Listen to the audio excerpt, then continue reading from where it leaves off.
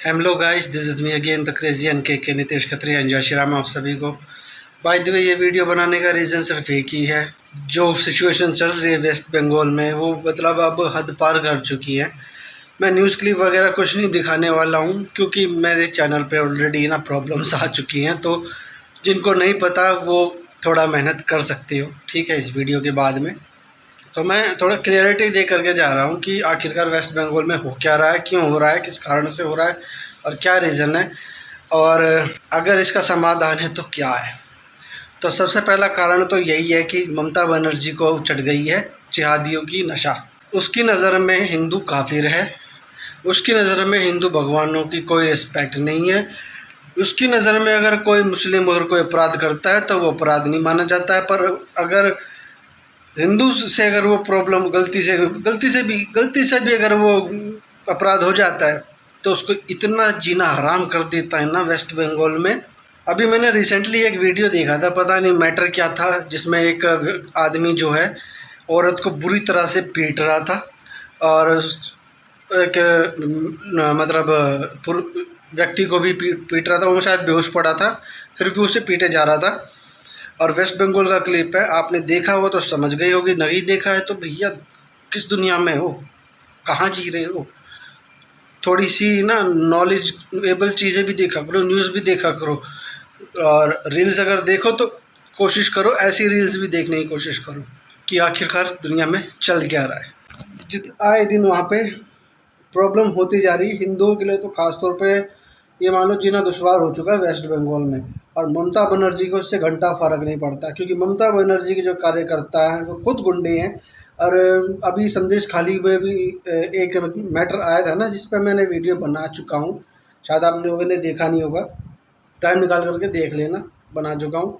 उस मैटर के बाद भी मतलब सिचुएशंस ऐसी हो रखी ना वेस्ट बंगाल की कि अब एक ही तरीका है इस ममता बनर्जी के तानाशाही का जवाब देने का, और वो है न्यूक्लियर। ठीक है, मैं ज़्यादा घुमा फिरा के बात नहीं बोलूँगा, मैं बस शॉर्ट में बोल रहा हूँ। नरेंद्र मोदी जी के लिए ये बोल रहा हूँ ये बात।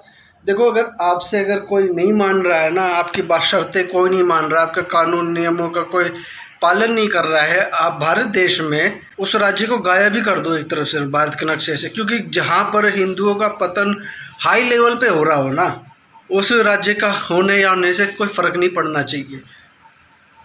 क्योंकि अब ना ओवर हो चुका है। अयोध्या में भी ना मंदिर तोड़ने की बात सामने आई थी, 12 लोग शामिल थे उस चीज़ में, जो पकड़े भी गई हैं। तो मैं ये जानना चाहता हूँ कि अयोध्या में जो है मंदिर टूटने का जो तोड़ने का जो मतलब ये मैटर हुआ तो किसके कहने से हुआ, अयोध्या में कौन जीता है। पर उसको ये अंदाज़ा नहीं है कि उत्तर प्रदेश का सीएम अभी भी योगी आदित्यनाथ है। लोकसभा के इलेक्शन का जीत लिया, ये सोच रहे हैं कि मतलब हम ही राजा हो गए, हम ही किंग हो गए। अबे संविधान भी है कुछ है, और विधानसभा का इलेक्शन फाइनल करेगा कि कौन सीएम बनेगा कौन से राज्य का। इतनी तो कॉमन सेंस होगी ना, या नहीं है? शायद नहीं है, तभी तो एक युवक ने, एक मतलब मुस्लिम लड़के ने एक लड़की को छेड़ने की कोशिश किया था, जिसके बाद में उसे प्रसाद अच्छा खासा मिल चुका था। इसके बारे में मैं बात कर चुका हूँ इस वाली वीडियो में। पर कोई बात नहीं, मत देखो यार। पर देखो, आप अगर एक चीज़ को इग्नोर कर रहे हो ना, एक जानकारी को इग्नोर कर रहे हो, अगर आपके सामने ये सब हो रहा है ना तो उसको मतलब रोकने की कोशिश करो, तमाशा मत देखो। जैसे नेहा वाला मैटर हुआ था, बेचारी को दिन दहाड़े मारा था, और जब वो मर गई तब सब इकट्ठा हो गए हिंदू लोग। बस जब वो चाकू गोद रहा था तब कहाँ मर गए थे ये हिंदू लोग। मतलब इतना अतिक्रमण हो रहा है ना हमारे भारत देश में खुलेआम कि मेरे पास शब्द नहीं है बोलने को। पर इसका सुधार सिर्फ एक ही है, जो मैं हर बार बोलता आया हूँ, इन मुस्लिमों को भारत देश से बाहर फेंको।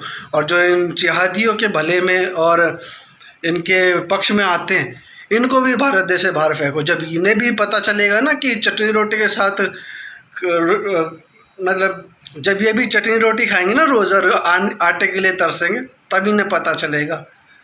अभी ये आराम से इस भारत देश में बैठ कर खा पी रहे हैं ना, इसलिए इन्हें ज़्यादा बोलना आ रहा है। और इसी से मुझे एक और बात याद आ गई, ये असीसुद्दीन ओवैसी जिसने पार्लियामेंट में जय भीम जय मीम और जय पैलेस्तीन का नारा लगाया था। जय भीम जय मीम, जय तेलंगाना, जय फ़लस्तीन, तकबीर, अल्लाहु अकबर। इसका भी कुछ करो। ये जितने भी भारत विरोधी हैं ना, एक ट्रक में भरो और बाहर फेंको, बस यही सोल्यूशन है। वरना ये भारत देश में वही बात हो गई कि लकड़ी का घर तो बनाया पर दीमक का इलाज कुछ किया ही नहीं। तो इस भारत देश में जो दीमक है ये मुस्लिम्स हैं और इनको सपोर्ट करने वाले लोग हैं। अगर इनका अभी भी कोई इलाज नहीं किया तो भारत देश को इतना खा जाएंगे, इतना निचोड़ जाएंगे कि संभाले से भी नहीं संभलेगा। और ये जितने भी भारत देश में आ रहे हैं ना बाहर से मुस्लिम्स लोग, ख़ास तौर पे रोहिंग्या मुसलमान वगैरह, इन पर रोक लगनी चाहिए। सॉरी मेरी स्पेलिंग तरीका पर समझ गए होंगे ना। इन पर रोक लगनी चाहिए। जैसे ही बॉर्डर पार करे पहले तो उनका पूरा वेरिफिकेशन करो, थोड़ा सा भी शक लगे टाप से हेडशॉट। क्योंकि ये बाहर के मुस्लिम्स हैं ना, यही अंदर के मुस्लिम को भड़काते हैं और फिर एक ऐसा माहौल क्रिएट कर देते हैं जो फिर समझ में नहीं आता है कि किस पे हमला किया जाए, किस पे केस किया जाए और किस पर एक्शन लिया जाए। आज के लिए बस इतना ही। आंखें खुल गई हैं तो लाइक कर देना, आगे तक शेयर कर देना ताकि और भी लोगों को पता चले। जानता हूँ मेरी वीडियो में थोड़ा बोरिंगनेस है पर नॉलेजेबल है और सही जानकारी दे रहा हूँ, कोई गलत जानकारी नहीं दे रहा हूँ। सर्च किया है, देखा है, सुना है तभी बोल रहा हूँ। और जिनको ये बोलने जिनको मेरी बातें भड़काऊ लगेंगी वो तो अनाप शनाप बोल के जाएगा ही। किसी को कहीं और का रेफरेंस, कहीं और का डाटा सुना हुआ वो लिख करके जाएगा। पर दिमाग से सोचो कि तुम किसका साथ दे रहे हो और किसका विरोध कर रहे हो। देश से प्यार करते हो तो देश के लिए सही सोचो और देश विरोधियों को ताने सुनाना शुरू कर दो। ठीक है, चाहे वो कोई भी हो, चाहे जर्मनी में बैठा हुआ हो या भारत में ही हो। जय श्री राम।